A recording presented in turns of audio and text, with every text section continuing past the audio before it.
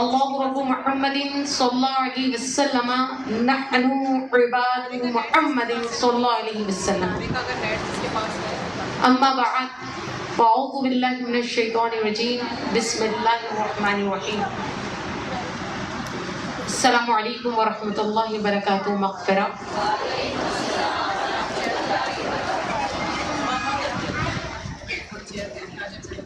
آج انشاءاللہ تبارک و تعالی ہم جس عنوان پر بات کریں گے وہ ہے تعمیر خودی کر.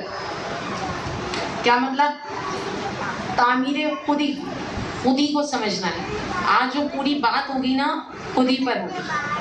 بظاہر یہ لفظ کیا ہے؟ خ واو دال یہ اردو میں. اس پر علامہ اقبال نے کتابیں لکھ ڈالی ہیں. مقام خودی تو تعمیر خودی کر یعنی اپنے خودی کے مقام کی تعمیر کر، یعنی اپنی ذات کی معرفت حاصل کر، یعنی اپنی ذات کو سمجھ. مجھے آپ لوگ کی ایکسٹرا توجہ درکار ہوگی آج. ویسے تو آپ ماشاءاللہ بہت سکون اور اطمینان سے ہی درس سن رہے ہوتے ہیں، لیکن آج تھوڑی زیادہ توجہ درکار ہے. اسے توجہ سے سنیں گے تو بات سمجھ میں آئے گی، ورنہ ممکن ہے آپ بات کی اس گہرائی تک نہ پہنچ سکیں جہاں تک میں آپ کو لے جانا چاہتی ہوں. الفاظ سماعتوں سے ٹکراتے ہیں، اگر سمجھ میں آ جائیں تو پھر دل میں اتر جاتے ہیں. چونکہ آج کا موضوع میری اور آپ کی ذات سے متعلق ہے خاص طور پر، اور انشاءاللہ دوران گفتگو ہم اس کو سمجھیں گے کہ جو تعمیر خودی ہے یہ میری اور آپ کی بنائی بھی نہیں ہے، بلکہ قرآن ہمیں اس بات کا حکم بھی دیتا ہے. چونکہ مقام خودی پر علامہ اقبال نے بہت کچھ لکھا. شاعر مشرق ہیں اور وہ مسلمانوں کے نوجوانوں سے بڑی محبت کرتے تھے. اسلام سے انہیں عشق رہا ہے اور وہ اسلام اور مسلمانوں کے لیے ہمیشہ فکر مند رہے. تو علامہ اقبال نے جس دور میں آنکھ کھولی وہ مسلمانوں کی ذبح و حالی کا دور تھا. مسلمان اجتماعی طور پر ہر شعبہ زندگی میں شکستگی کا شکار تھے، زوال کا شکار تھے.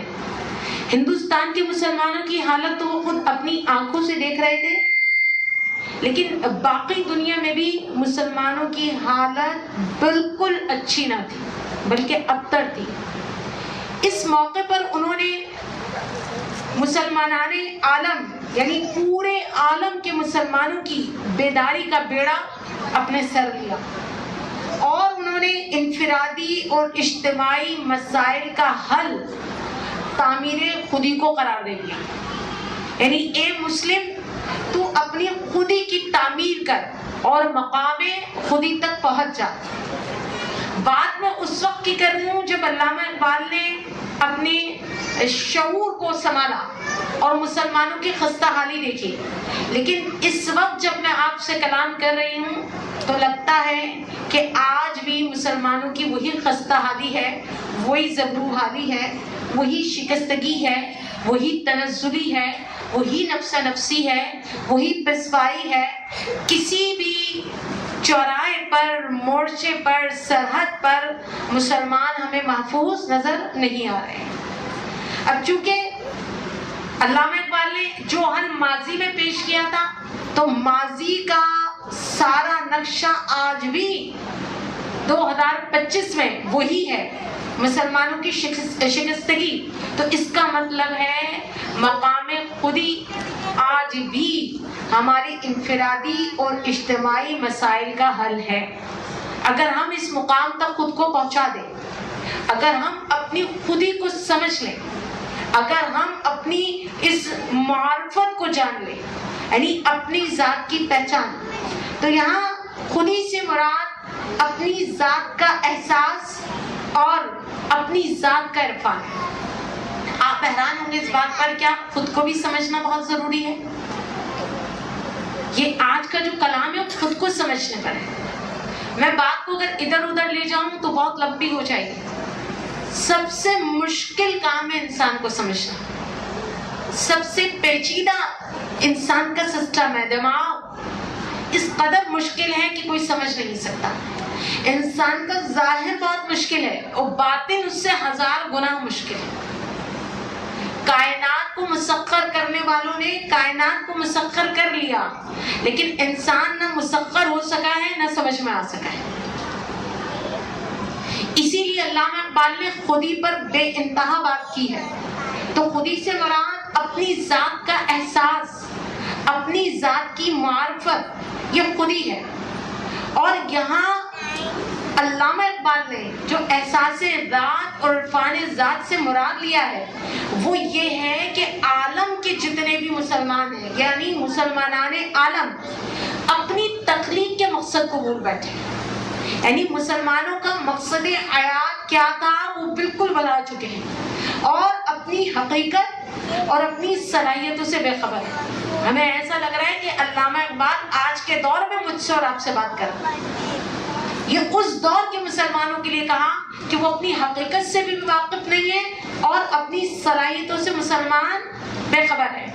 یہاں تک کہ وہ یہ بات بالکل فراموش کر چکے ہیں کہ انسان زمین پر اللہ کریم کا خلیفہ ہے، اللہ کا نائب ہے. یعنی اور یہ نائب اس وقت تک کامیابی حاصل نہیں کر سکتا جب تک کہ وہ اس کائنات میں اپنی حیثیت کو نہ بچائے.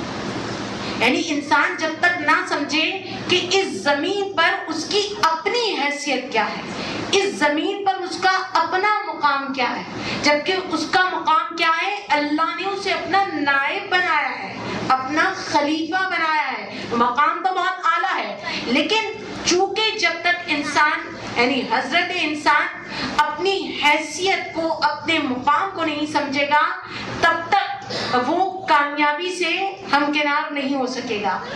علامہ اقبال کیا چونکہ خود شناسی اور پھر خود شناسی سے خدا شناسی تک کا سفر ہے. آپ سمجھ رہے ہیں؟ علامہ اقبال نے اس کو ایک جملے میں پیش کیا کہ بھائی مقام خودی کیا ہے، خود کو جاننا کیا ہے، اپنی ذات کی معرفت کیا ہے. تو فرمایا کہ خودی یعنی مقام خودی یہ ہے کہ خود شناسی سے خدا شناسی تک پہنچ جانا، یعنی خود کو جان لینا اور پھر خود کو جاننے کے ذریعے اللہ کریم کو پہچان لینا، یہ مقام خودی ہے. اسی لیے معرفت الہی کے لیے تصور خودی کو بنیادی اہمیت حاصل ہے. اس پر علامہ اقبال نے کہا آشنا اپنی حقیقت سے ہو اے دہقان ذرا، آشنا اپنی حقیقت سے ہو اے دہقان ذرا، دانا تو، کھیتی بھی تو، بارہ بھی تو، حاصل بھی تو. یعنی اے دہقان اگر تو اپنی حقیقت سے آشنا ہو جائے تو یقین کر یہ جو دانا تو بو رہا ہے، پھر کھیتی تو اگا رہا ہے، تو دانا بھی تو، کھیتی بھی تو، بارہ بھی تو اور حاصل بھی تو، یہ ہے حقیقت. تو علامہ اقبال کی نے جو خودی کا تصور دیا وہاں خودی سے ہرگز مراد تکبر نہیں ہے، انا نہیں ہے، میں نہیں ہے، بلکہ خود شناسی کا سفر ہے، عرفان ذات کا سفر ہے، عرفان نفس کا سفر ہے. یعنی اقبال، علامہ اقبال کے ہاں خودی خود شناسی ہے. بار بار کچھ جملوں کو ریپیٹ کر رہی ہوں، لکھنے والے لکھ لیں. خود شناسی، اور یہ خود شناسی کیوں ضروری ہے؟ کیونکہ خود شناسی ہمیں خدا شناسی تک پہنچا دیتی ہے. یعنی خود شناس بندہ خدا شناس بنتا ضرور ہے، اور یہی وہ حقیقت ہے جس کی تاکید خود اللہ کریم نے قرآن پاک میں متعدد مقامات پہ کی ہے. یعنی ہم جب خودی کے اس مثبت مفہوم کو، اس مثبت پیغام کو قرآن و حدیث کے سامنے پیش کرتے ہیں تو یہ خودی اسلام کی اس تعلیم سے ماخوذ نظر آتا ہے جہاں فرمایا گیا من عرف نفسہ، جس نے اپنے نفس کو جانا، من عرف نفسہ، جس نے اپنے نفس کو جانا، فقد عرف ربہ، بالتحقیق اس نے اپنے رب کو پہچان لیا.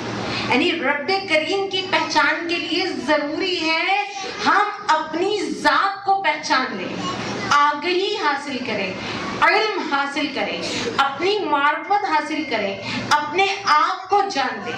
آج نفسیات بتاتی ہے کہ آج کا انسان جانتا ہی نہیں ہے کہ وہ خود چاہتا کیا ہے۔ نفسیات بھی یہی بتا رہی ہے آج کا انسان صرف بھاگ دوڑ میں پیچھے ہے، لیکن حقیقی معنوں میں وہ نہیں جانتا اس کی روح کی غذا کیا ہے، اس کا نفس اس سے کیا چاہتا ہے، یہ اسے کچھ نہیں معلوم۔ بس وہ ایک بھاگ دوڑ کا خود کو حصہ بنایا ہوا ہے۔ اگر اسی علامہ اقبال کی خودی کو آگے لے کر چلیں تو یاد رکھیے علامہ اقبال نے جس قدر بھی خودی پر کلام کیا ہے وہ سب کچھ آیت قرآنی کے عین مطابق ہے۔ جیسے کہ سورہ قاف کی آیت پر ہم غور و فکر کرتے ہیں، آیت نمبر 16 میں، تو اللہ کریم نے ہمیں ہمارا مقصد حقیقی بیان کیا، کیسے کہ اس کا سراغ لگائیے، جانیے۔ اب وہ کیا ہے؟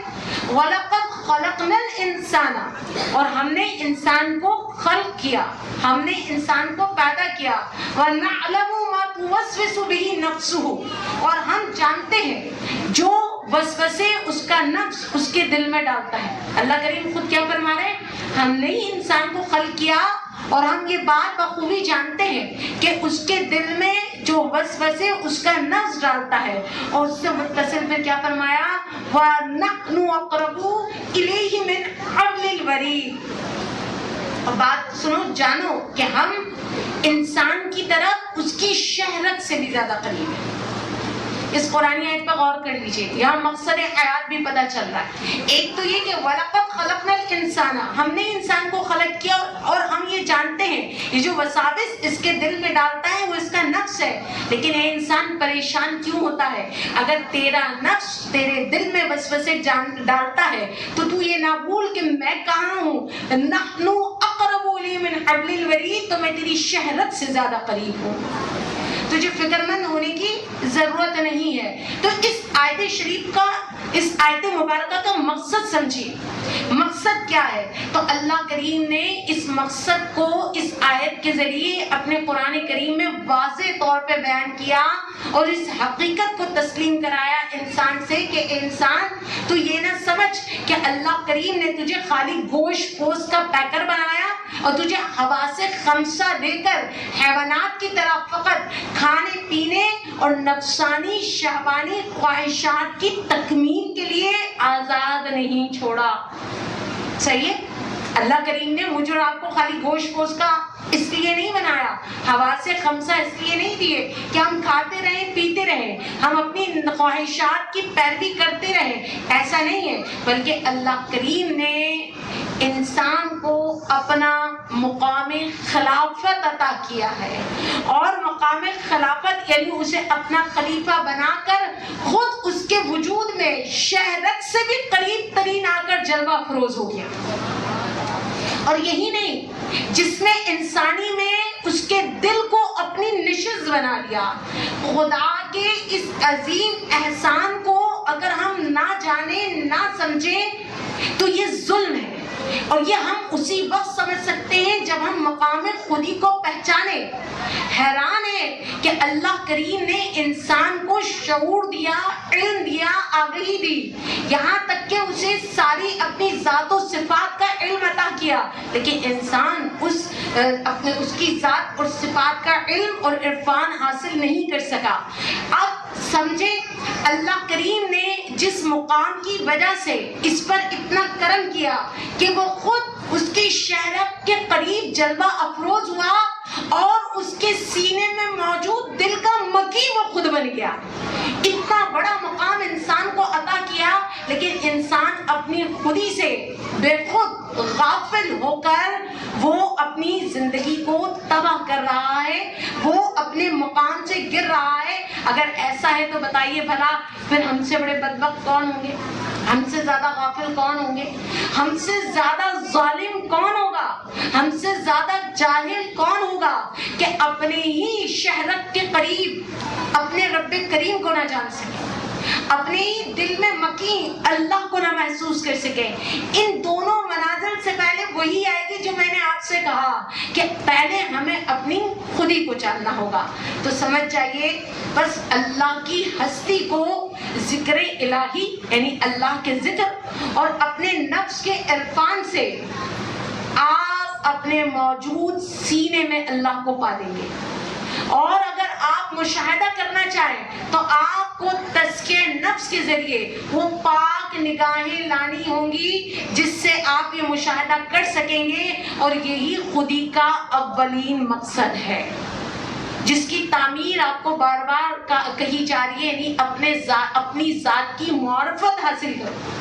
اپنی ذات کی معرفت کے بعد ہی آپ کو خودی کا مقصد اولی یعنی اول مقصد ملے گا۔ وہ اول مقصد کیا ہے کہ اللہ کے ذکر سے اور اپنے نفس کی معرفت کے ذریعے آپ اپنے دل کے مکین کو پہچان لیں گے، اور مزید یہ کہ تزکیہ نفس سے تزکیہ قلب سے آپ اپنی پاک نگاہ سے اس کا مشاہدہ کر سکیں گے۔ مزید اس کی ضرورت اور اہمیت کو سمجھنے کے لیے ہم سورہ زاریات کی طرف جاتے ہیں۔ وہاں پر اللہ کریم نے آیت نمبر 20 اور 21 میں کیا فرمایا؟ وَفِي الْأَرْضِ آیَاتٌ لِّلْمُوقِنِينَ، خدا پر یقین اور ایمان رکھنے والوں کے لیے بے شمار زمین پر نشانیاں ہیں، کتنی بے شمار۔ پھر آگے فرمایا وَفِي أَنفُسِكُمْ أَفَلَا تُبْصِرُونَ، اور کیا یہ نشانیاں تمہارے اپنے نفس میں نہیں ہے؟ تو کیوں نہیں بھائی تم دیکھتے؟ تمہارے اپنے نفس میں بھی اللہ کریم نے نشانیاں رکھی ہیں، تم اسے دیکھتے کیوں نہیں؟ تو اس سے پتہ چلا اللہ کریم کی ذات و صفات کو پہچاننے کے لیے اللہ کریم نے جو نشانیاں رکھی ہیں وہ کائنات میں تو ہیں موجود، لیکن اس سے پہلے وہ نشانیاں ہمارے نفس میں رکھ دی گئی ہیں۔ تو بھئی افلا یبصرون، کیا تم اسے تبصرون، کیا تم اسے نہیں دیکھتے؟ اس کا مطلب ہے ہم دیکھ نہیں رہے، ہم دیکھنا نہیں چاہتے، ہم بے اعتنائی برت رہے ہیں، ہم اللہ کریم کے قدردان نہیں ہیں، ہم اللہ کریم سے غافل ہیں، ہماری زبان پہ اللہ ہے، ہمیں اللہ سے لینا دینا کچھ بھی نہیں ہے، ہم ظاہری طور پر کرتے ہیں، باطنی طور پر ہم اللہ کریم سے جڑے ہوئے نہیں ہیں۔ تو اگر ایسا ہی معاملہ ہے تو پھر یہ ہماری آنکھوں کا اندھا پن ہے کہ ہم آنکھوں میں روشنی ہوتے ہوئے بھی نابینا ہے، ہم اللہ کریم کی نشانیاں نہ کائنات میں دیکھ پا رہے ہیں نہ اپنی ذات میں دیکھ پا رہے ہیں، جبکہ اللہ کریم نے نشانیاں ہی نشانیاں رکھی ہیں۔ یہاں کسی شاعر نے کہا دل بینا بھی کر خدا سے طلب، دل کی بھی روشنی نا، دل بینا بھی کر خدا سے طلب، آنکھ کا نور دل کا نور نہیں۔ تو یہاں پر پہنچ کر اکبر الہ آبادی نے بھی کچھ یوں کہا، کیا تم سے کہیں جہاں کو کیسے پایا، کیا تم سے کہیں جہاں کو کیسے پایا، غفلت ہی میں آدمی کو ڈوبا ہوا پایا۔ پھر آگے کہا آنکھیں تو بے شمار دیکھی، لیکن آنکھیں تو بے شمار دیکھی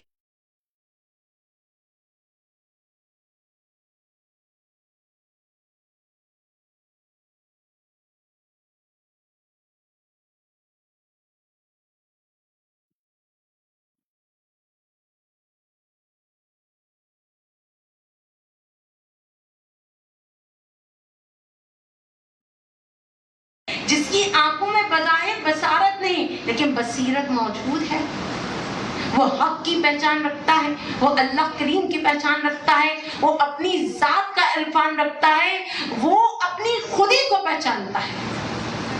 اب یہاں سے بار بار بہت سارے حوالوں سے ریپیٹڈ گفتگو کر کے آپ کو سمجھا رہی ہوں کہ سمجھ میں آیا۔ خودی کیا ہے؟ خودی ازلی اور ابدی صداقت ہے جس کی تعلیم اللہ نے خود اپنے کلام میں دی، جیسے کہ میں نے بیان کی۔ کیا تم اپنی جانوں میں غور و فکر نہیں کرتے؟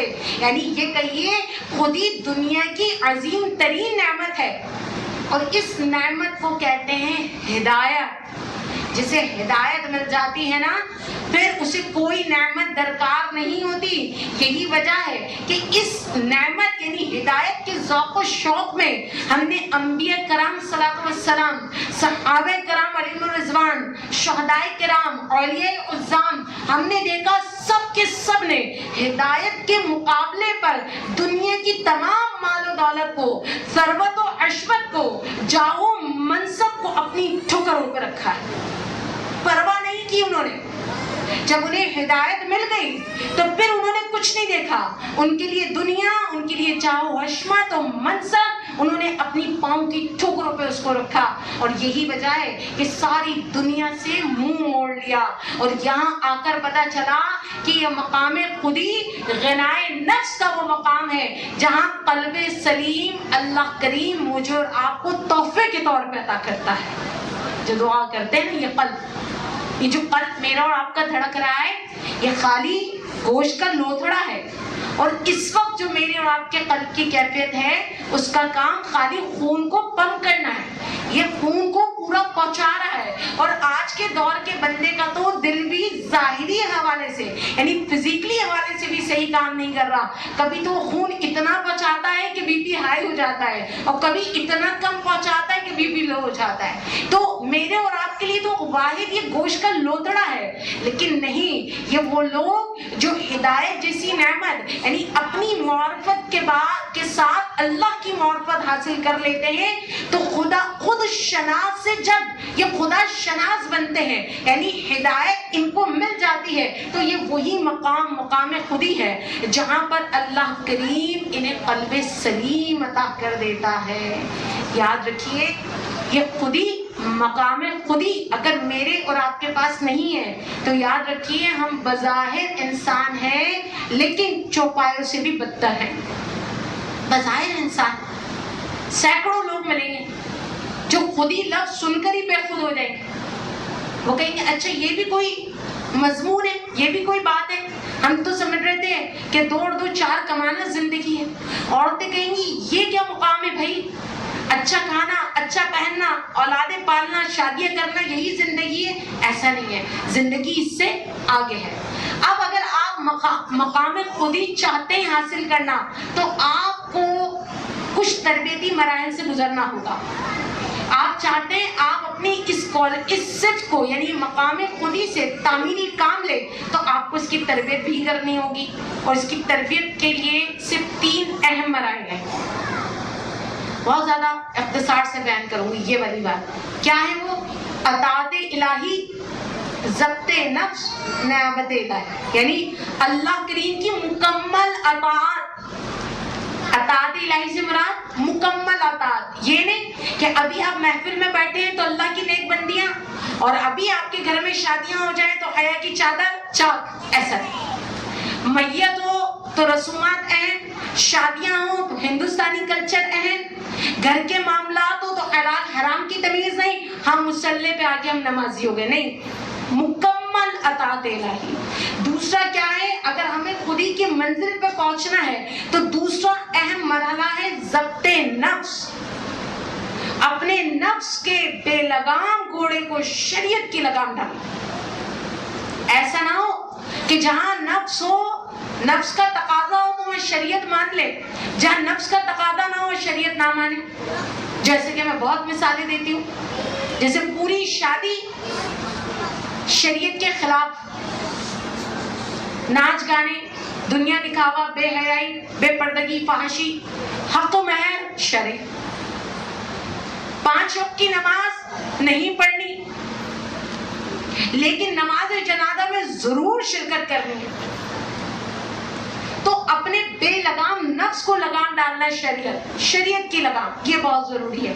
اسی طرح تیسرا پھر جو مرحلہ ہے وہ نیابت الہی کا ہے، جو میں نے آپ سے کہا کہ اللہ کریم اپنی خلافت عطا کرتا ہے اور یہ انسانیت کا جو ہے اوج کمال ہے. یعنی انسانیت کو جو बाम उरूज मिल जाए। इंसानियत का ये आला मुकाम है कि वो इंसान अल्लाह करीम की खिलाफत के मुताबिक अल्लाह की अताअत और अपने नफ्स को लगाम डालकर इस मुकाम पे पहुंच जाए कि अल्लाह करीम उसे अपना खलीफा बना दे। तो ये बहुत बड़ा मकाम खुदी का नज़्मुल ऐन है। अब यहाँ से जब आप ये तीन चीज़ों को समझ लेंगे तो आगे समझिए कि अब मकाम खुदी तक पहुंचने के लिए आप इन तीनों चीज़ों पे अमल कैसे करेंगे, यानी अताअत इलाही मुकम्मल कैसे करेंगे। बात को समझिएगा, नफ्स को लगाम मुकम्मल कैसे डालेंगे, और तीसरा फिर तो आपको अल्लाह की नियामत मिल जाएगी। तो यहाँ एक लाइन में बता दूं, फलसफा तो बहुत लंबा है, एक लाइन में उसके लिए आपको 4 सिफात अपने अंदर पैदा करनी होगी। 4 सिफात कौन कौन सी? मकामे खुदी तक पहुंचने के लिए आपको 4 सिफात अपने अंदर पैदा करनी है। खुद शनासी, खुद नगरी, खुद गरी, खुद गिरी। 4 कैसे ये मराहिल कैसे तय होंगे? अगर आप इन मराहिल को तय कर ले तो मकाम खुदी तक भी पहुंच गए और नियामत इलाही का मनसब आपका इंतजार कर रहा है।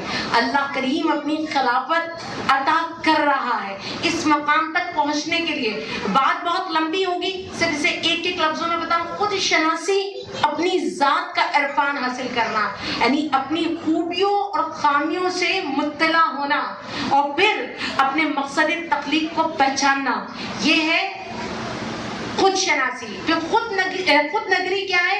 अपनी निगरानी करना, यानी अपने हर ऐब पर गहरी नजर रखना और अपने अखलाक और किरदार को संवारना। तीसरा है खुद गिरी, यानी खुद को बनाना, अपनी जात को मुकम्मल करना, अपने जौहरे मलाकुती को चमकाना। जौहरे मलाकुती समझते हैं? आप तो बिल्कुल नहीं समझते होंगे। एक अंदर भी कोई जौहर है, अंदर एक रूह है जो कि मुस्तरिब है, जो कि परेशान है, जिसकी रोने की चीखने की आवाज़ें मैं और आप नहीं सुनते। यही तो असल जौहर है। जिंदगी क्या है? रूह का निकल जाना। वजूद की तो अहमियत ही नहीं है। क्या है अहमियत? अस्पताल में अगर डॉक्टर कह दे कि वो एक्सपायर है बंदा, तो सिर्फ रूह निकली है ना, आंखें, नाक, कान, हाथ, पांव सब सलामत है, घर क्यों नहीं ले जाते? अपने पास क्यों नहीं रख लेते? असल जौहर रूह है। उसका क्या गल जाएगा? इंसान ऐसी ही गल सड़ जाएगा जैसे घर में रखा हुआ गोश्त गर्मी में गल सड़ जाता है। तो खुदगिरी, खुद को बनाना, बुलंदियों की तरफ चढ़ना, अपनी सिफात को बुलंद करना और अपनी मलकूती जौहर को पहचानना। और चौथा क्या है? खुदगिरी, अपना एहतिसाब करना, अपना मुहासबा करना और अपने अमाल और अपने किरदार को पाकीज़ा और सुथरा करना और अपना मुहासबा करते करते उस मकाम तक पहुंचना जिसके लिए अल्लाह ने आपको खल्क किया है। इन 4 सिफात को अपने अंदर पैदा करेंगे तब कहीं जाके मकाम खुदी हम पा सकेंगे। तो यानी मकाम खुदी का जो असल मकाम है वो क्या हुआ? मेरी और आपकी जात। मकाम खुदी का असल मुकाम इंसानी जात है जो इंसान की पैदाइश से लेकर मौत तक और फिर मौत के बाद भी बतदरीज आगे बढ़ता चला जाता है। तो तरबियत से खुदी बेहद मजबूत होती है। जब हम खुद शनासी, खुदगिरी, इन तमाम चीज़ों पर अमल करेंगे तो हमारी शख्सियत मजबूत होगी, जिसकी वजह से फिर क्या होगा? मौत भी हमारा कुछ नहीं बिगाड़ सकती, क्योंकि हमारी रूह खुदा के रूबरू भी अपना मकाम रखती होगी। जब हम अपनी खुदी को पहचान लेंगे, अपनी तरबियत कर लेंगे, खुद को अताअत इलाही के कालिब में ढाल लेंगे और अपने नफ्स को लगाम डाल देंगे, या हम अपने नफ्स को नफ्स मुतमइन्ना से बदल देंगे, तो फिर मौत हमारा क्या बिगाड़ेगी? मौत हमारा کچھ نہیں بگاڑ سکتی، کیونکہ ہماری روح الحمدللہ اللہ کریم کے روبرو اپنا مقام رکھتی ہے، خالی مقام نہیں رکھتی بلکہ ہماری روح ہما وقت خودی اس جہان فانی میں برسرے پیکار رہتی ہے۔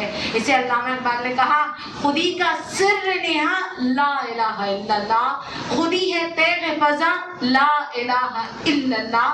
آگے فرمایا کیا ہے تو نے متاع غرور کا سودا، کیا ہے تو نے متاع غرور کا سودا، فریب سود و زیاں لا الہ الا اللہ۔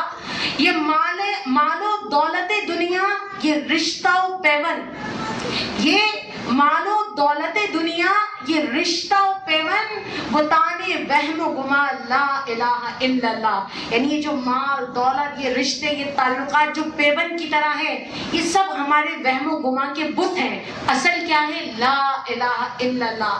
پھر فرمایا آگے کہ خرد ہوئی یہ زمان و مکان کی زناری، نہ ہے زمان نہ مکان لا الہ الا اللہ۔ یعنی عقل تجھے زمان و مکان میں الجھا کر رکھی ہوئی ہے، حقیقت یہ ہے کہ نہ زمان ہے نہ مکان، فقط لا الہ الا اللہ، یعنی اللہ کے سوا کچھ بھی نہیں۔ پھر فرمایا آگے اگرچہ بت ہے جماعت کی آستینوں میں، اگرچہ بت ہے جماعت کی آستینوں میں، مجھے ہے حکم ادا لا الہ الا اللہ۔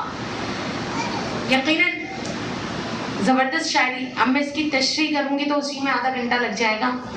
آپ اس طرح محظوظ نہیں ہو سکے جس طرح کہ اس کا حق تھا، کیونکہ مشکل لگا آپ کو۔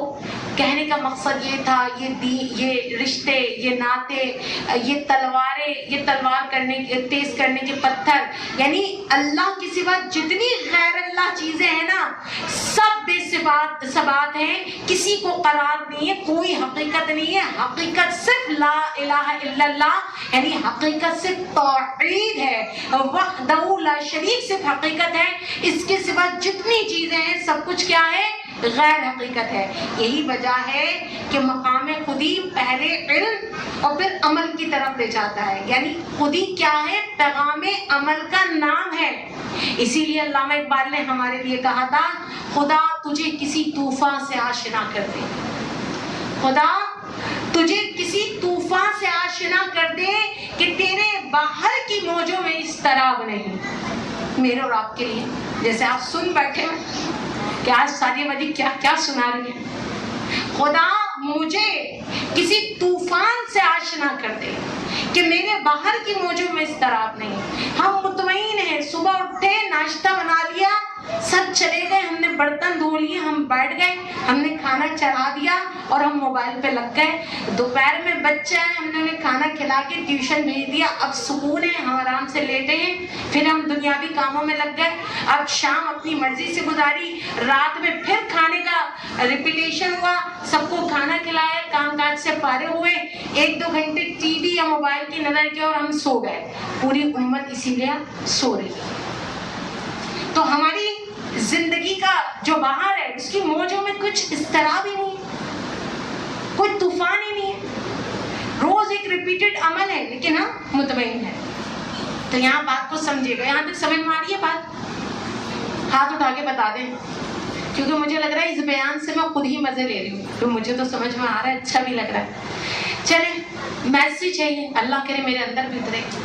تو اب یہاں سمجھیے کہ ایک فرد ہو یا ایک قوم ہو، اللہ نے دونوں کو خودی عطا کی ہے، بحیثیت قوم ہم سب کے خودی، بحیثیت فرد میرے خودی۔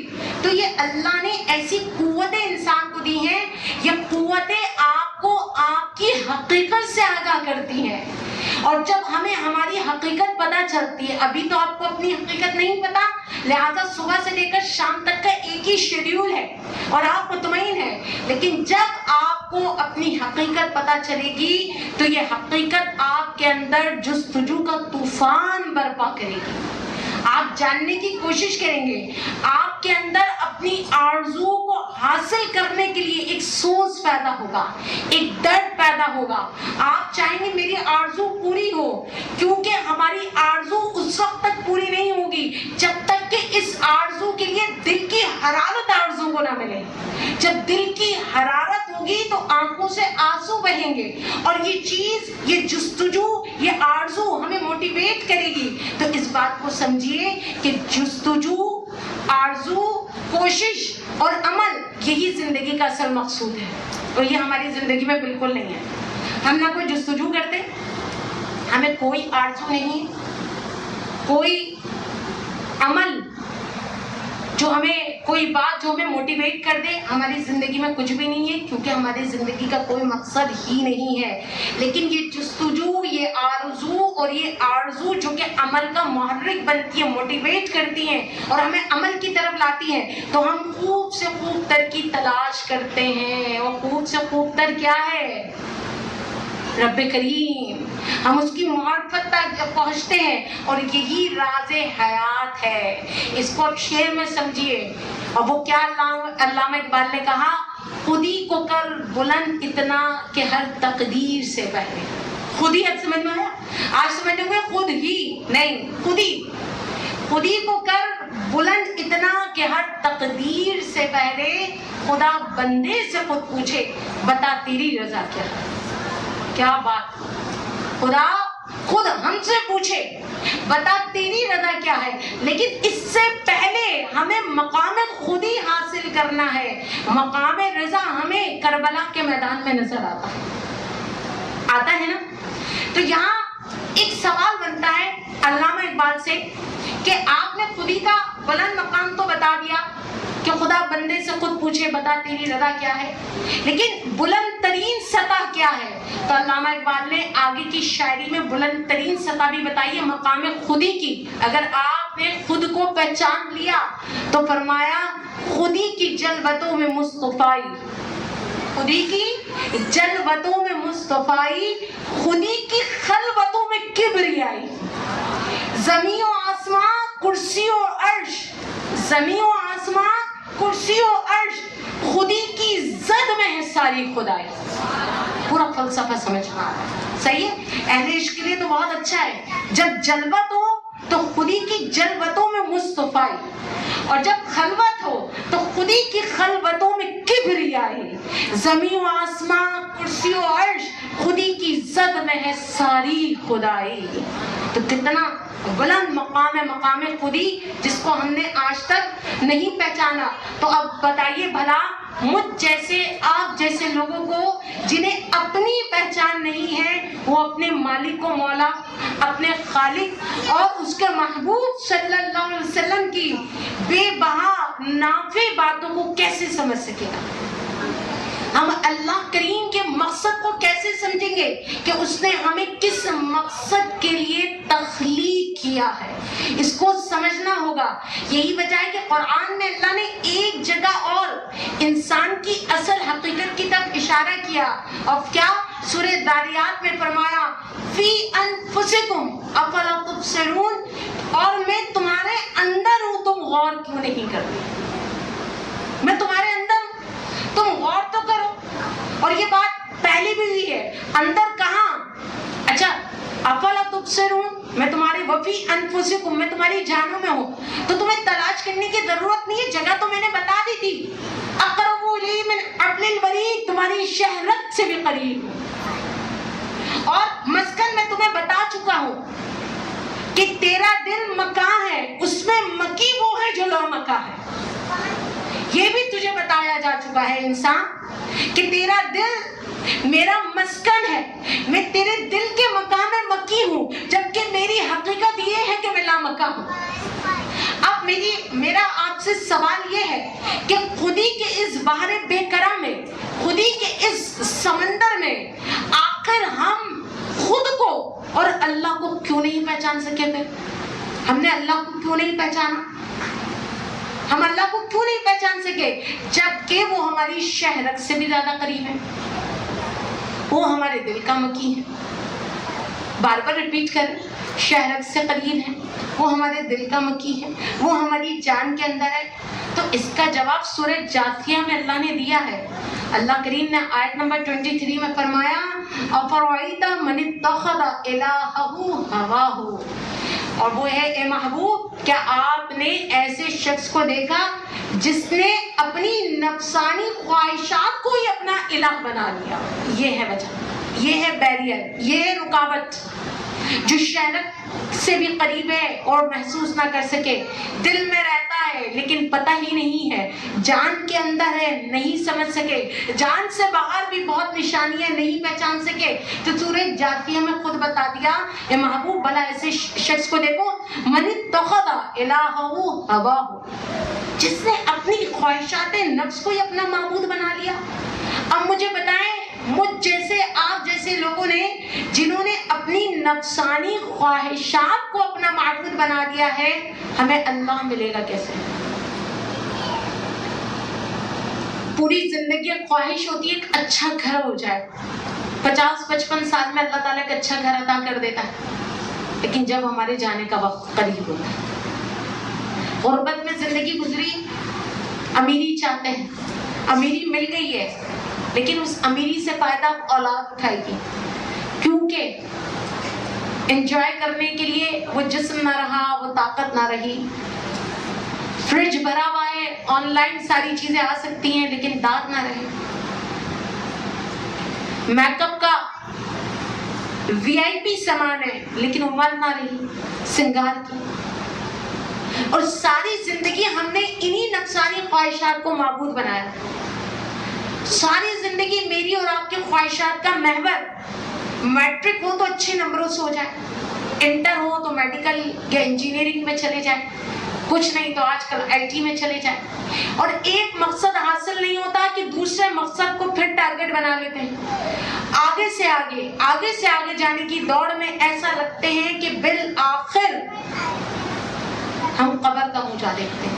الہاکم التکاثر حتی زرتم المقابر، اور ہلاک کر دیا ہمیں اس کثرت نے، ہلاک کر دیا، تکاثر کثرت کی دوڑ نے ہلاک کر دیا.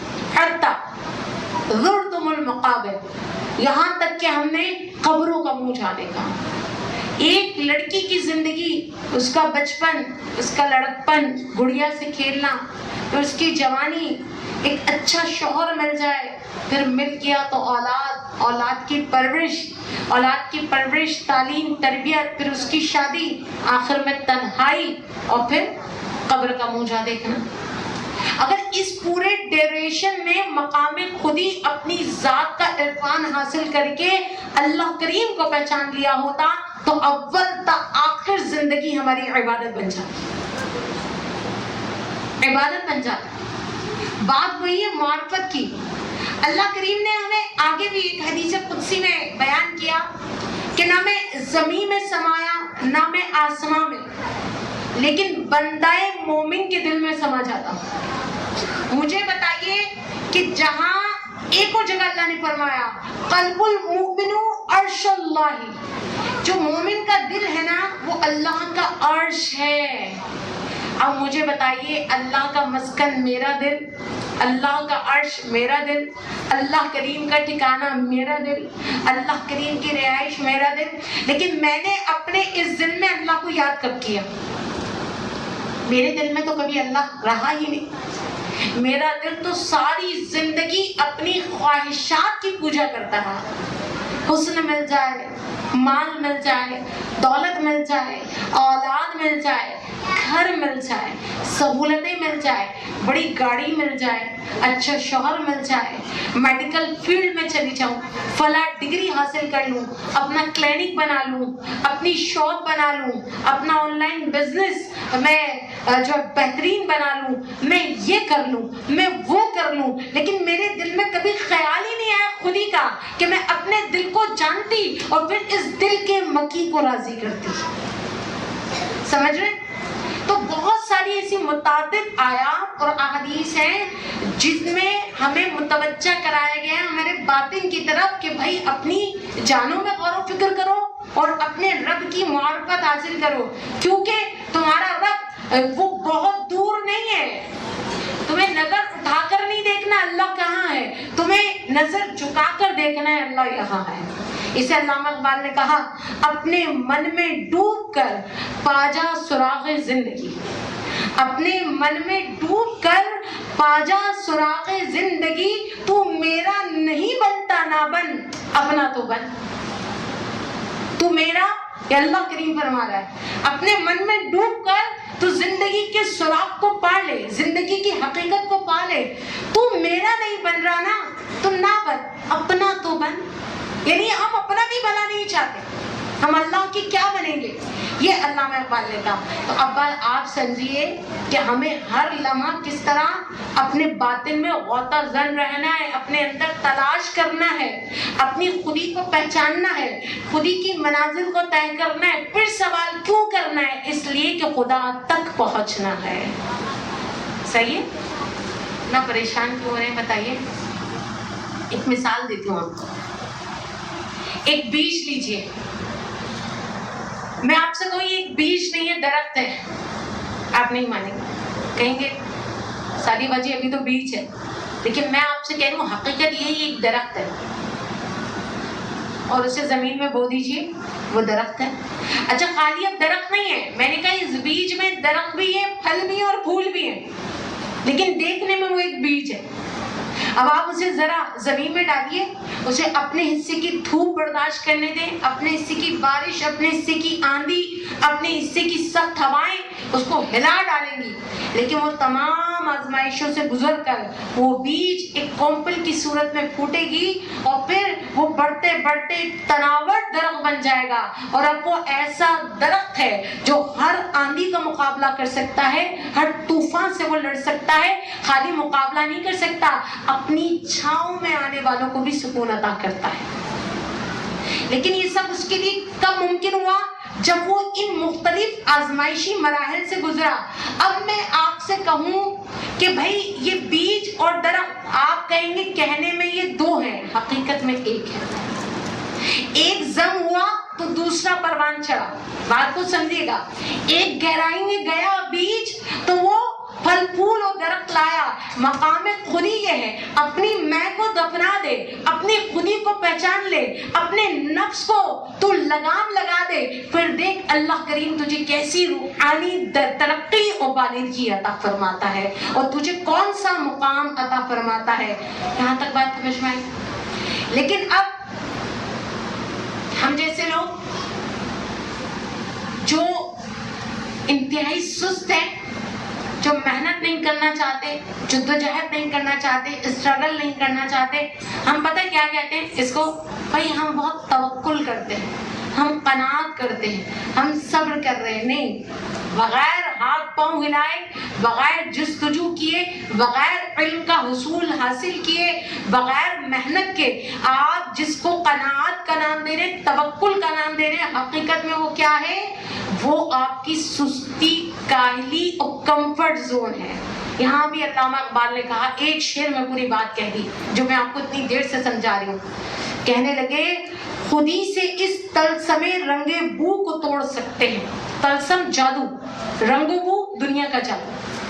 خودی سے اس طلسم رنگ و بو کو توڑ سکتے ہیں، یہی توحید تھی جس کو نہ تو سمجھا نہ میں سمجھا۔ یہی توحید تھی جسے میں اور آپ سمجھ نہ سکے۔ یعنی زبان سے آہد آہد کہنا اور ہے، بلال حبشی کی طرح کلمہ توحید پر سلگتے ہوئے آگ کے انگاروں کو برداشت کرنا اور ہے۔ کلمہ گو ہونا اور اسلامی گھر میں پیدا ہونا اور ہے، لیکن صحابہ کرام علیہ رضوان کی طرح کانٹوں بھرے رستے کا انتخاب کر کے اسلام جیسی نعمت کو حاصل کرنا اور ہے۔ تو توحید کے سمندر میں غرق ہونا اور ہے۔ یہاں پر مجھے خود ہی ایک شعر یاد آیا، اور وہ یہ ہے کہ کاش میں اور آپ اس شعر کی تفسیر بنے۔ توحید تو یہ ہے کہ خدا حشر میں کہہ دے، توحید تو یہ ہے کہ خدا حشر میں کہہ دے، یہ بندہ زمانے سے خفا میرے لیے ہے، یہ بندہ زمانے سے خفا میرے لیے ہے. لیکن میرے اور آپ کے کرتوت کچھ ایسے ہیں کہ ہم کہیں گے مولا کہ ہم ساری زندگی تجھ سے خفا رہے اس زمانے کے لیے، کیونکہ ساری زندگی ہم اس فکر میں غلطہ رہے کہ لوگ کیا کہیں گے. بعد مرنے کے ہمارے کانوں نے سنا، لوگوں نے فقط اتنا کہا اِنَّا لِلَّهِ وَإِنَّا إِلَيْهِ رَاجِعُونَ. ان لوگوں کے لیے ہم نے تجھے بلایا، حقیقت یہ ہے لوگوں نے ہمیں بلائے رکھا. تو کاش ایسا ہو کہ ہم اپنی خودی کو پہچان لیں، اور پہچاننے کے بعد ہم اس شعر کے مصداق کو کہ خدا حشر میں کہہ دے یہ بندہ زمانے سے خفا میرے لیے ہے. تو اب مقام خودی آپ کو سمجھ میں آ گیا. مقام خودی کو حاصل بھی کرنا ہے تو اب کیسے کریں؟ مقام خودی کو حاصل کرنے کے لیے بالکل اختتام کی طرف بات چل رہی ہے، تسلی رکھیں. آپ صرف اپنی ارد گرد نظر دوڑائیے، پھر میں اس مقام پہ آ جاتی ہوں. کیا ہے ارد گرد؟ دنیا میں ایک ہلچل مچی ہوئی ہے اس وقت. مشرق وسطیٰ کا کیا حال ہے آپ جانتے ہیں. فلسطین میں غزہ، عراق، یمن، کفار کی گولہ باری، بارود، فاسفورس کی بارش، سب میں اور آپ دیکھ رہے ہیں ہلچل ہے. کل سے بھارت نے بھی ایک ایشو چھیڑ دیا کہ وہ کشمیر میں کیا واقعہ ہوا ہے بلا وجہ کا. تو ہلچل مچی ہوئی ہے، نفسا نفسی کا عالم ہے. نظر ڈالیے اپنے کراچی شہر میں تو قدم قدم پہ آپ کو بھوک سے ستائے ہوئے لوگ ملیں گے. یہ کراچی ہے. اب ذرا غزہ تک نگاہ پہنچائیے، بھوک سے بلبلاتے ہوئے معصوم بچے ملیں گے. انسان کی درندگی کا شکار ملے گا. وہ معصوم شیخوار بچے جو 6 مہینے کے فقط زندہ ہیں تو ہاتھ نہیں ہے، مردہ ہیں تو سر نہیں ہے. اس سے بڑی درندگی کیا ہوگی؟ کیا ہوگی؟ اپنوں کی بے حسی پر نوحق ہونا. میں اور آپ خاندانی سطح پر اپنوں کی بے حسی کا شکار ہیں. غزہ کے مسلمان دنیا بھر میں مسلمانوں کی بے حسی کا شکار ہے. ظلم کی چکی میں پسے ہوئے لوگ، فاسفورس اور آگ میں جھلسے ہوئے وجود، یہ ملبور پر بیٹھے ہوئے خاک نشین لوگ کسی مسیحا کے منتظر، اپنوں کی امداد کے منتظر، اپنوں کی حمایت کے منتظر، ظالم کا آ کے ہاتھ پکڑے اس بات کے منتظر، جہاد کب فرض ہوگا اس کے منتظر، آنے والے ظلم کو کب روکیں گے اس کے منتظر. میری عفت مائیں اپنے بچوں کے لاشیں اٹھائے آسمان کی طرف دیکھ رہی ہے. ہم وہ تساہل پسند، سہل پسند اور بے ایمان، اپنے ایمان کا سودا کرنے والے، اپنی ماں بہنوں بیٹیوں کا سودا کرنے والے، فی نفسی اپنی جان میں انتہائی غیر منظم بے ایمان لوگ ہیں جو آج بھی ہاتھ پہ ہاتھ دھرے ابابیل کے منتظر. 80-90 لاکھ یہودیوں کے لیے رب کریم نے زمین پر 2 ارب مسلمان بھیجے ہوئے ہیں، 2 ارب. لیکن منتظر یہ ہے کہ آسمان سے ابابیل آئے. ہم کچھ کرنے کے لیے تیار نہیں ہیں. اور ایک طرف یہ سارا منظر نامہ ہے، وہاں غزہ میں دیکھیں تو کفار کے ہاتھوں ہمارے مسلمان زب و حالی کا شکار ہیں. اپنے وطن میں دیکھیں تو تعصب کا شکار ہو کر لسان کی بنیاد پر ایک دوسرے کے ساتھ قتل و غارت میں مصروف ہیں.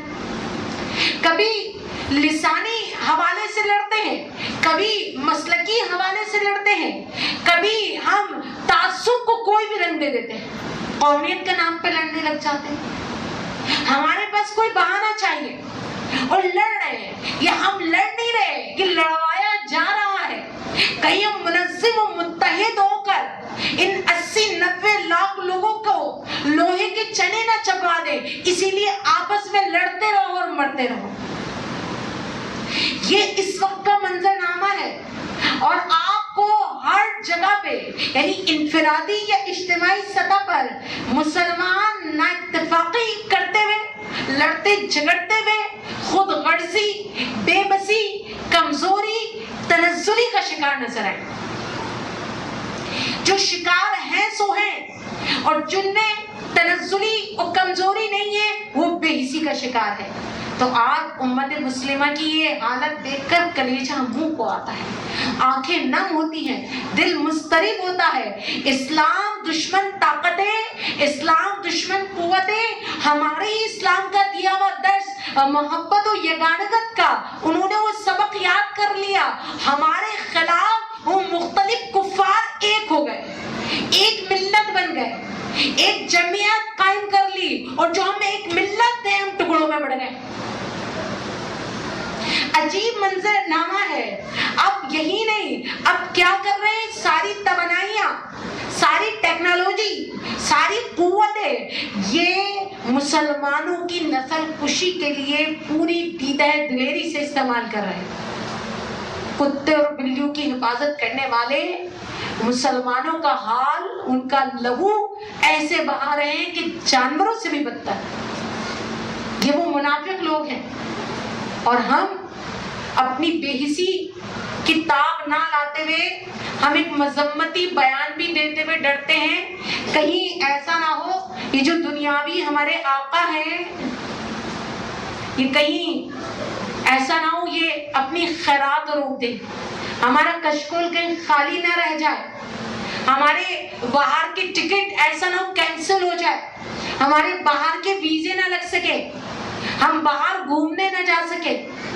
हमने कबूतर की तरह आंखें बंद कर ली हैं, हम अहमकों की तरह जन्नत में रह रहे हैं। हमारा वो हाल है जो वासिफ अली वासिफ ने कहा, अगर ईंटें रख दी जाएं, दीवार बना दी जाए और उनमें कोई रब्त ना हो तो फिर दीवार गिरने के लिए किसी आंधी का इंतजार ना करें, ये दीवार अपने ही बोझ से गिर जाएगी।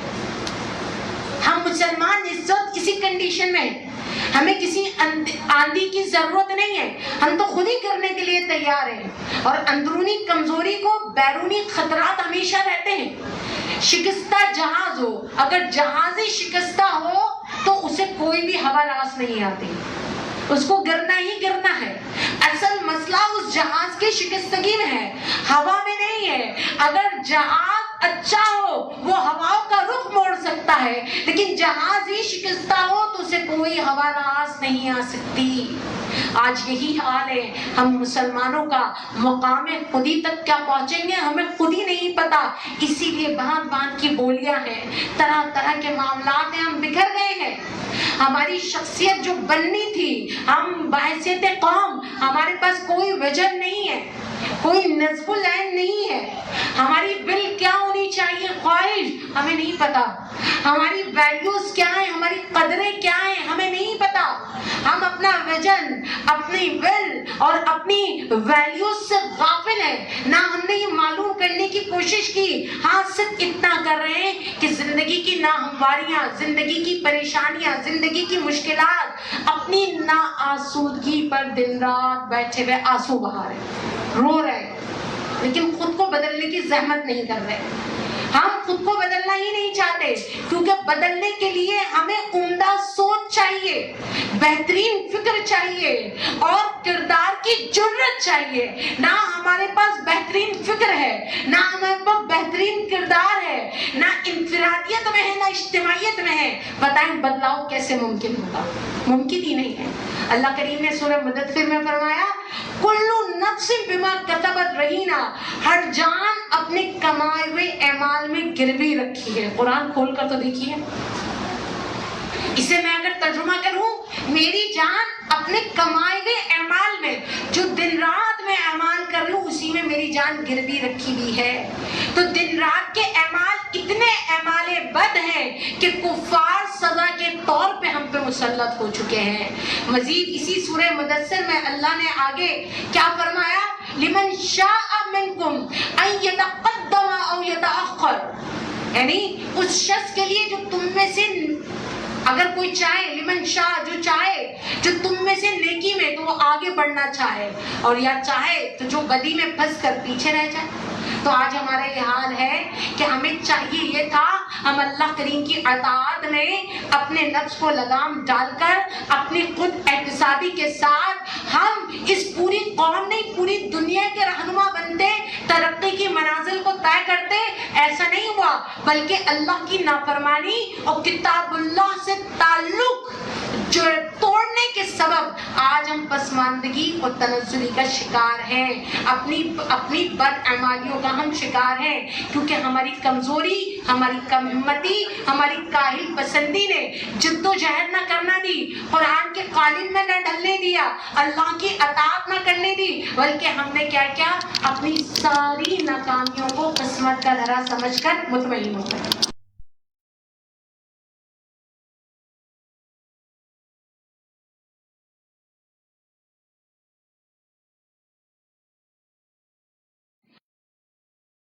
کہ نہیں ہم صحیح حالت میں ہیں، آپ کی اندر کی بے چینی بتائے گی آپ صحیح حالت میں نہیں ہیں، آپ کی اندر کی بے چینی کیسے؟ بالکل وہی مثال جو میں نے پہلے بھی دی، عجیب رنگ برنگے مسلمان ہیں، اللہ کی اطاعت کرنی نہیں ہے، اللہ کی اطاعت کے لیے ہم نے خود کو پہچاننے کی بھی کوشش نہیں کی۔ اب اپنی پہچان اور اللہ کی پہچان کے لیے ہم نے قرآن کو کھولا ہی کب؟ علم کے ذریعے ہوگی نا پہچان۔ علم کیا ہے؟ قرآن، کتاب اللہ، اسے ہم نے کھولا ہی نہیں تو ہم بڑے رنگ برنگے ہو گئے۔ کیسے؟ میں نے اکثر اپنی ایسی ماؤں بہنوں کو دیکھا، ایک وقت کی نماز نہیں پڑھتی لیکن کہہ رہی ہوتی ہیں بس اللہ کریم مجھے اپنے گھر بلا لے۔ ارے یہ مساجد اللہ کا گھر میرے اور آپ کے لیے گھر میں ہی، ہم اپنا واش بیسن سے وضو کر کے مصلی تک نہیں جا رہے لیکن دن رات کہہ رہے ہیں اللہ اپنے گھر بلا لے۔ اسی طرح مرد حضرات دن رات عمرے کی طلب میں رو رہے ہیں لیکن ان سے اٹھ کر مسجد تک نہیں جایا جا رہا ہے علاقے کی، لیکن کمانا ہم یورپ میں چاہتے ہیں، ہم جینا ہندوستانی ثقافت میں چاہتے ہیں لیکن مرنا ہم مدینے میں چاہتے ہیں۔ کیا ہے ہم متجنجن؟ بتائیے کیا ہے؟ اس لیے کہ ہمیں پتہ ہی نہیں ہے اپنی ذات کی معرفت ہم کیا چاہتے ہیں۔ یہی وجہ ہے کہ آج ہمیں قوم نہیں ہے، ہم ایک ہجوم ہے۔ ہجوم کیا؟ تاریخ کو ذرا اس کے اوراق کو پلٹ کر دیکھیے کہ جب تک مسلمانوں نے قرآن کو مضبوطی کے ساتھ تھاما ہوا تھا تو حقیقی معنوں میں وہ ایک قوم نظر آئے۔ بات کو سمجھے گا، سندھ میں عورت کی عزت لٹ رہی ہے، محمد بن قاسم وہاں سے آ کر نہ صرف عورت کو بچا رہا ہے، سندھ بھی فتح کر رہا ہے۔ کوئی سرحد نہیں ہے اسلام کے لیے۔ مسلمان ایک جسم کی مانند ہے، قرآن ہادی ہے، قرآن رہنما ہے، وہ اپنا اخلاق اپنے معاملات قرآن کے قالب میں ڈھالے ہوئے ہیں، قرآن کے مطابق زندگی گزار رہے ہیں، قرآن سے مضبوطی سے جڑے ہوئے ہیں، تو اللہ کریم نے انہیں کس قدر عروج عطا کیا۔ سیدنا حضرت عمر فاروق رضی اللہ تعالیٰ عنہ آدھی دنیا پر آپ کی حکومت تھی۔ صحابہ کرام علیہ رضوان کو دیکھیے کس طرح انہوں نے اسلام کا پرچم سر بلند کیا، یہاں تک کہ ہر جگہ اسلام اور مسلمانوں کا رعب اور دبدبہ رہا، اسلام کا پرچم بلند رہا، لیکن جیسے جیسے کتاب اللہ سے دور ہوئے، جیسے جیسے کتاب اللہ سے بے پرواہ ہوئے، جیسے جیسے اس نور و حکمت کے خزینے کو ہم نے چھوڑا، ہم بے تعلق ہوئے، ویسے ویسے ہم زوال پذیر ہوتے چلے گئے، ہم زوال پذیر ہوتے چلے گئے۔ پھر کیا ہوا؟ ہمارے عقائد خراب ہوئے، ہمارے اعمال بگڑے، سنتیں چھوڑ دی، بدعتوں میں ہم نے بسیرا کر لیا، ہمارا اتحاد پارا پارا ہوا، ہم فرقہ فرقہ ہو گئے، ہم فرقوں میں بٹے، ہم قومیت میں بٹے، ہم نسلوں میں بٹے، پھر ہماری جغرافیائی بھی تقسیم ہو گئی، یہ پاکستان، یہ افغانستان، ہم بٹتے چلے گئے۔ علامہ اقبال نے کہا بات یہ ہے کہ وہ معزز تھے زمانے میں مسلمان ہو کر، وہ معزز تھے زمانے میں مسلمان ہو کر، اور تم خوار ہوئے تاریک قرآن۔ ہم نے قرآن کو چھوڑ دیا، قرآن کو پڑھتے تو اپنی خودی کو پہچانتے نا، اور اسی کی شکایت حضور علیہ السلام حشر کے میدان میں کریں گے۔ سورہ فرقان وقال یقول یا ربی ان قوم اتخذوا هذا القرآن، اور کہیں گے رسول میرے رب میری قوم نے اس قرآن کو نظر انداز کر دیا تھا، میری قوم نے اس قرآن کو چھوڑ دیا تھا۔ تو بات یہ ہے کہ علامہ اقبال نے کہا اگر تو مسلمان زندہ رہنا چاہتا ہے تو پھر اپنی خودی کا سودا نہ کر، تو یہ قرآن کے بغیر ممکن نہیں ہے کہ تو مسلمان زندہ رہ جائے۔ اس بات کو سمجھیے، خدا را قرآن سے جینا سیکھیے، قرآن سے اپنی خودی سیکھیے، قرآن سے زندگی کا رمز لیجیے، قرآن کی روشنی میں اپنے شام و سحر بسر کیجیے۔ قرآن یہ زندہ لوگوں کے لیے زندہ اور جاوید کتاب ہے، یہ مایوسیوں سے نکال کر یقین کی منزل پہ کھڑا کر دے گی، یہ بھٹکے روح کو راہ راست پہ لے آئے گی، یہ مجھے اور آپ کو بے شمار پگڈنڈیوں سے بچا کر صراط مستقیم پر گامزد کر دے گی، یہ جدا جدا امت کو امت واحدہ میں بدل دے گی، یہ ہر عبد کو معبود سے ملائے گی، یہ ہر طالب کو مطلوب سے ملائے گی، ہر ظاہر کا دریافت اسی کتاب اللہ میں ہے، یہ بجھی آنکھوں کو چراغ عطا کرتی ہے، یہ غمزدہ دلوں کو سکون عطا کرتی ہے، یہ تھکی ماندہ زندگی کو حرارت عطا کرتی ہے، روح کو تابندگی عطا کرتی ہے۔ ارے یہ خدائے لم یزل، خدائے وحدہ لا شریک کی لازوال و بے مثال کتاب اللہ ہے۔ تو یقین جانیے کتاب اللہ سے جڑنا بہت ضروری ہے۔ اب ان آتی جاتی سانسوں کو مہلت جانیے، فائدہ اٹھائیے، اپنی خودی کی تعمیر کیجیے، قرآن کی روشنی میں خود کو جانیے، خود کو پہچانیے، لیکن قرآنی فکر میں افلا تتفکرون۔ اب یہاں اگر بہانے لائیں کہ نہیں ممکن نہیں ہے، گھر میں وقت نہیں ملتا، شوہر سختی کرتا ہے، بچوں کی تعداد زیادہ ہے، گھر میں کام کا برڈن زیادہ ہے، میری اکیلے نکلنے کی ہمت نہیں ہوتی، تو یاد رکھیے اللہ کا وعدہ ہے والذین جاہدوا فینا لنہدینہم سبلنا، اور جو ہماری راہ میں کوشش کریں گے ہم انہیں ضرور اپنا راستہ دکھائیں گے۔ تو اس راہ میں نہ نکلنے والے صرف وہی ناکام ہے جنہوں نے کوشش نہیں کی۔ آپ اسٹوڈنٹ ہیں یا گھریلو خاتون، سوشل ورکر ہو یا ورکنگ ویمن، آپ عمر کے کسی بھی حصے میں ہو، آپ کا بچپنا ہے یا آپ کی جوانی یا نوجوانی یا آپ کا بڑھاپا، ابھی دیر نہیں ہوئی، خود کو پہچانیے، اپنی خودی کو پہچانیے، خود شناس سے خدا شناسی کا سفر طے کیجیے۔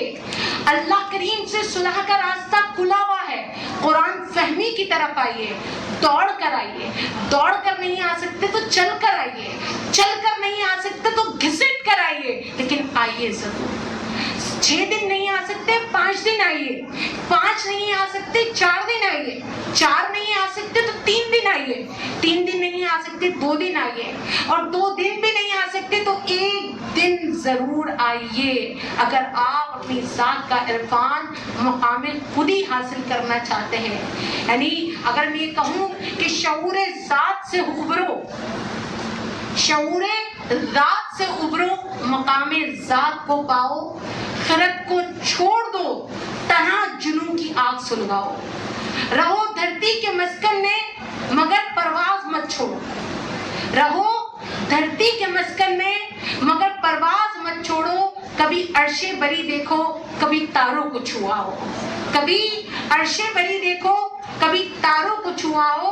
اور آگے سنیں، بڑا زبردست شعر ہے کہ تمہیں بخشا گیا ہے دل میرے اور آپ کے لیے، تمہیں بخشا گیا ہے دل عطا تم کو ہوئی آنکھیں، تمہیں بخشا گیا ہے دل عطا تم کو ہوئی آنکھیں، جلاؤ جوت آنکھوں کی دلوں میں روشنی پاؤ، جلاؤ جوت آنکھوں کی دلوں میں روشنی پاؤ۔ اور تمہاری ذات کے ریشے چنے کس نے نفاست سے، بہت خوبصورت حاصل شعر، تمہاری ذات کے ریشے چنے کس نے نفاست سے، جو اپنی ذات میں اترو خدا کی ذات کو پاؤ، جو اپنی ذات میں اترو خدا کی ذات کو پاؤ۔ تو جلاؤ جوت آنکھوں کی دلوں میں روشنی پاؤ، شعور ذات سے ابھرو، مقام ذات کو پاؤ، یعنی مقام خودی کو پاؤ۔ امید کرتی ہوں کہ ایک مشکل لیکچر، لیکن آپ کو سمجھ میں بھی آیا ہوگا، مزہ بھی آیا ہوگا۔ نہیں آیا ہو ایک بار پھر اسے فیس بک پہ جا کے سنیے گا، سمجھیے گا، ہر جملے سے لذت حاصل کرنے کی کوشش کیجیے گا۔ میری آپ سے ویسی بھی خواہش نہیں ہوتی کہ آپ یہاں وہ جو ہے ہاتھوں کو بلند کریں، بابا کریں، یہ خواہش نہیں ہے۔ میں تو خود چاہتی ہوں اتنی خاموشی سے سنیں اور اتنی گہرائی میں جا کے سنیں کہ آپ کی ذات خود گہری ہو جائے۔ اگر آپ چاہتے ہیں اپنی خودی کو پہچاننا، اپنی ذات کا عرفان، آپ خود شناس بننا چاہتے ہیں، خود شناس سے خدا شناسی کی طرف جانا چاہتے ہیں، آپ اپنی ذات کے ذریعے اللہ کا عرفان چاہتے ہیں، تو جیسا کہ میں نے کہا دوڑ کر، چل کر، گھسٹ کر آنا ضرور ہے۔ تو آپ کے لیے میں یہ 3 پروگرام 5 پروگرام رکھ رہی ہوں، کسی نہ کسی کو آپ کو جوائن کر لینا ہے۔ اگر لوہا گرم ہو تو چوٹ لگا لیں، ورنہ گھر جائیں گے تو وساوس آپ کو ڈرا دیں گے۔ وساوس ڈرا دیتے ہیں، نیک راہوں میں تو بہت وساوس ہے۔ اگر لوہا گرم ہے تو پھر ہمارے اعمالوں کا دار و مدار نیت پر ہے، لیکن اس سے بھی اچھی کیا بات ہے کہ مومن کی نیت